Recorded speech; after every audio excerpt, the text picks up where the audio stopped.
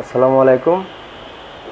আর নাম মোহাম্মদ আলমগীর, আর আব্বার নাম মোহাম্মদ ইউসুফ।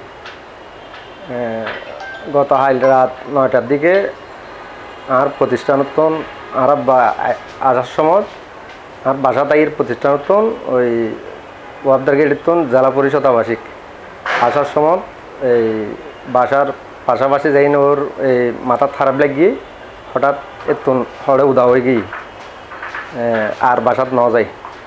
তো পরে আমরা এই সারা রাত বিভিন্ন জায়গায় খবর লই মাইকিং করছি, ফেসবুকত দি আত্মীয় স্বজনের কাছে চাই হনমিককে ন পাই। পরে বাইজির টানা জিডি করিয়ে নে আর এখন সি প্লাজত আইসি।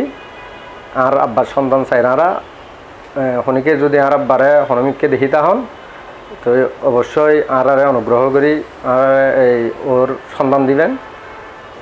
আর মোবাইল নম্বর দিন আর দাঁড় বাইর এটা যোগাযোগ করিবেন। আর আব্বা ওই সুস্থ সবল, এনে বিভিন্ন শারীরিক সমস্যা আছে কিন্তু মানসিক এলে কোনো সমস্যা নাই। ও বেগিন বুঝে কথাবার্তা হইতে পারে।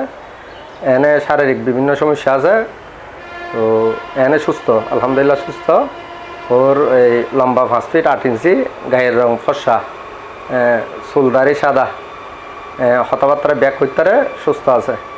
তো এখন হয়তো অসুস্থর কারণে হয়তো গাবড়ে যাইলি ওই হয়তো সঠিকভাবে হইতে না পারিব আর কি, কিন্তু এনে সুস্থ সুস্থ এনে বয়স্কজনিত কারণে এই সমস্যা আছে আর কি, কিন্তু এনে মানসিক কোনো সমস্যা নেই, ব্যাগিন কথাবার্তা হইতে পারে।